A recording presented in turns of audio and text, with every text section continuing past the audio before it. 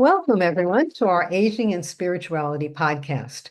Every time we do this, we're hoping that we touch at least one person so that you can open up to your true self, to your true potential, and have the best possible experience of life. I'm Chris Jensen. Kathy Lee Taylor. We're so happy you're here. So today, I want to share a little bit about rethinking your life. Now, as we grow older, we tend to do this. What makes us rethink, reevaluate, and how can spirituality help us? And the aging process, okay, we move through different phases in life, different phases of development, and it affects our personal spirit, not spirit, but our energy, and it affects our spiritual life. I mean, what had deep meaning for us 20 years ago or 30 years ago or 40 years ago doesn't necessarily have the same meaning for us Can't now. even remember. Yeah, right. Yeah. I mean, like someone at 45, what nurtures their sense of wholeness is not going to be what is spiritual awareness for somebody at 93. It No, changes. that's for sure. And some of the events in the later stages of life they may prompt spiritual growth, or at least an overhaul of what you're doing or not doing spiritually. Uh, for example, bereavement, I mean, one of the tasks that comes up in aging is that we lose relationships. Mhm. If we live long enough, we may outlive our good friends, our companion. My mother-in-law is 98. And she says she doesn't really want a birthday party because all her friends are dead. So, yeah. Holy cow, that's a Yeah. lot. Yeah. So, we have to cope with the emotional side of this, though. I mean, we can say, okay, but, all your children and their families here. But if there's a different kind of thing, um, in addition to the sorrow and the mourning of the death of a friend or a spouse, there's also the possibility that we, like our whole support system has changed and people haven't known us all our lives. Like, especially when the generation older than us passes, then we're kind of left with people. We don't have the people who knew us through all phases of our life and who experienced some of the critical life-shaping world events. Uh, I know uh, I went to a particular event and someone said to me, it was a Bob Dylan concert, okay? And so this was several years, probably 15, 20 years. And this woman sitting next to me, and she said, can you believe that at our age, we're still doing this? Why not? Why not? Right, why not? But the thing is, it was nice to meet someone that had that life experience. And sometimes that goes away. Sure. Sometimes we're just left with younger people. And, things change. Careers, jobs, family, they no longer dictate how our life is spent. They don't give shape to our identity. Like people, when you ask who they are, they kind of tell you what they do sometimes. And what gives you meaning and satisfaction starts to change. Purpose of living starts to change. And for some people, it's like, what if we're not industrious? What if we're not producers of income? What's our role? Then there's some of us like Kathy and I who went there and had all our lives and or having time to kick back. And but you know what happens when we get it? We don't always know what to do with it Yeah. because we haven't had it. And our early and middle adult years don't prepare us for any of this. They really don't. I mean, we're shifting out of the role that we were groomed for into unfamiliar territory. We're not prepared for it. And often we start doing a life review, whether engaged in a comfortable aging process or a difficult one. It's likely that we're going to look at our life and we start reflecting on the successes and failures. And this is really important. From a yoga perspective, I can tell you it's a very important process. Often people go through something called the dark night of the soul, where they just everything that they ever did that was wrong just kind of blows up in their face. But the beauty of that is there's the opportunity to do something different, to change. Uh, No, I'm not talking you should experience the dark night of the soul, because that's not where I'm going. But as we do the life review process, we kind of can have the opportunity to overhaul every aspect of our daily living. Like some people want to tie up some loose ends, but it's a time of questioning. Are there things that I haven't said or I tend to do now that I want to change? What do I regret? What did I fail at? Have I done life the way I ought to? This is the kind of things that's kind of come up for us. And if you haven't experienced this yet, you probably will in the future. What can be done given the constraints of age and health? So what do I hope to live on through my children, my grandchildren, or students or friends, my social group? Spirituality is very important in all of this. And there's something in yoga that I really wanted to share, and that's called self-study. And one of the processes that we like to do at the end of every day, and this is the beginning step, at the end of every day, go back and look at our day from the minute we got up and just review everything we did. And when we see something we liked, appreciate it. Hey, Mm. I helped that woman cross the street. That was a pretty cool thing to do.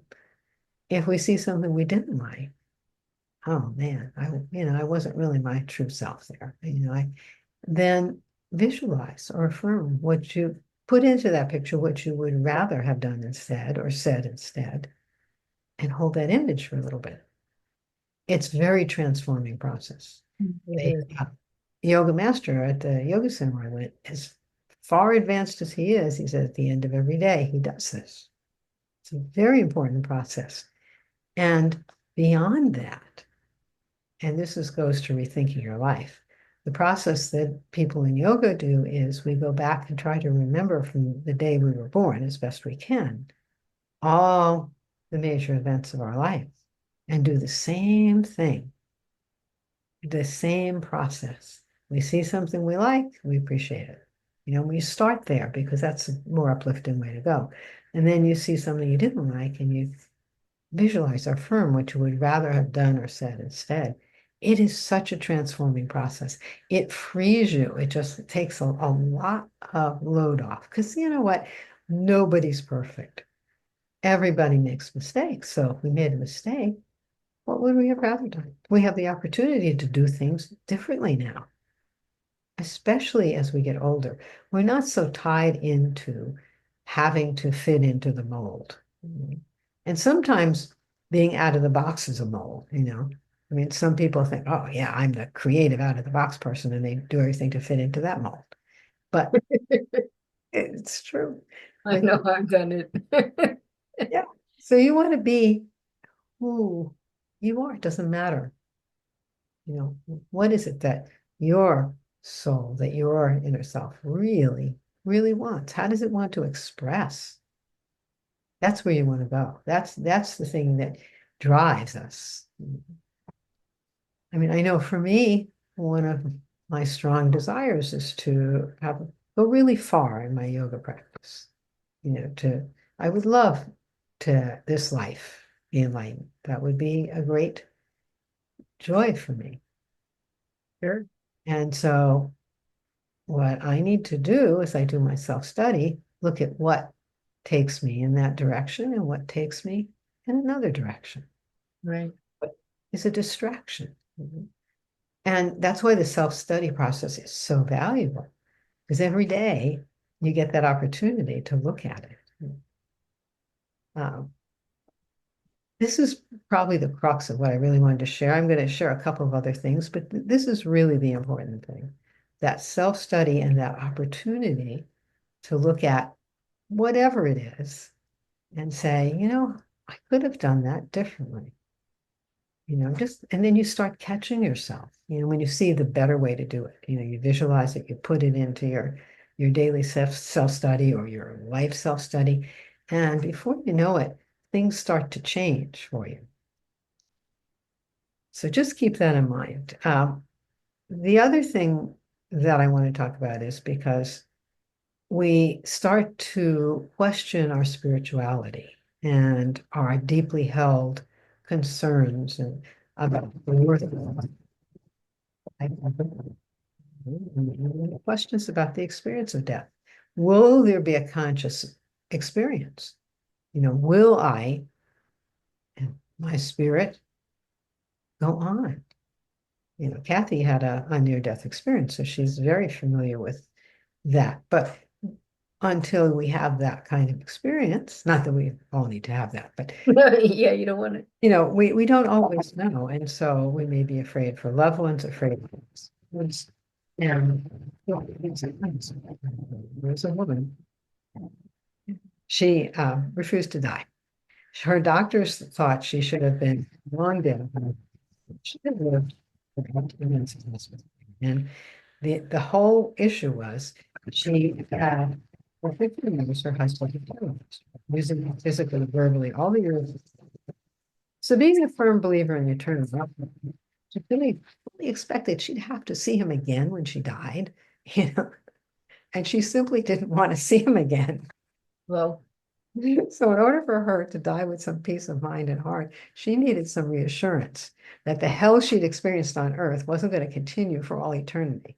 Fear kept her alive despite the pain and discomfort of living in end-stage cancer.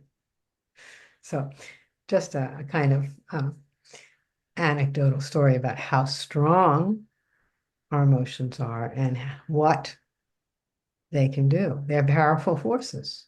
yes. Even for someone experiencing great pain and suffering, there'll be some anxiety about something. But so faith makes a difference. I mean, what is faith? It's having trust without reservation and the unfolding process of life. Um, in yoga, we say if you have faith and spirit and higher consciousness and the presence of the divine within you, if you can have faith in that, you will never be fearful. Now that sounds like an incredible promise, but it takes a lot of work to have that experience, but it's well worth it to open yourself up. You know, Yogis have experienced that there is one consciousness within all of us. It may express differently, but that perfect, pure, and painless eternal consciousness is there. And you can experience it. There are a couple of approaches to it I'm going to share. We're not necessarily going to do them. I'm just going to share it for you to think about because I want you to really stick with that self-study. But oneness, the experience of oneness, this can help to experience that one presence within all of us. And it's a real simple thing. You start getting very centered and still, and you just chant one. People who've done yoga for a long time, sometimes they chant Om, but just chant one, one, one, one, one, and to try to let your mind just center on that one and see what happens. And then try to sense that everything that's happening is within the one. Everything that's happening is within that oneness. First it's going to be kind of imaginary, but then you'll really experience it. Like you're sitting there and you're going one, one, one, and you hear a phone go off. That's within the oneness. Maybe you hear some noise outside, and that's within the oneness. And maybe there's a car going. That's within the oneness. You just try to sense that, and before you know it, you're really experiencing it. And then everything changes. Everything changes when you experience the oneness. So I just thought play with that. You can play with that experience and do it. But the biggest thing I wanted to share today was that self-study because why be anxious when life is an opportunity? It's an opportunity for growth and development and joy and happiness. And yes, there are challenging times and difficult times, and how we deal with them makes a difference. But when we do that self-study, I always found it a really pleasant process because if I saw something I didn't like, I could immediately plug in and visualize myself doing something that was much better. And that made me feel good, and it changed my consciousness for the future. So I hope you'll have that experience and play around with this stuff. I'm sharing it so that hopefully it's a seed for you to play with and have those kind of experiences, you know. That's what yoga is. You have to experience it directly. It's all about experiencing it. And that self-study practice is a real joy. So mainly with I the whole life one scared me a lot before it took me a long time to try that one. And when I did, I was like, yeah, yeah. Not that I remembered everything, but I remembered a lot of significant things and it Yeah, was good. absolutely. It is a great idea. So have fun Okay, with it. I'll Have do it. fun. Okay. Well, let us know if you this is helpful to you, and we'd love to hear your questions and as go see us on YouTube and subscribe and send us any thoughts you have. Okay. Love to hear from you. Thanks for showing up. Bye. Bye.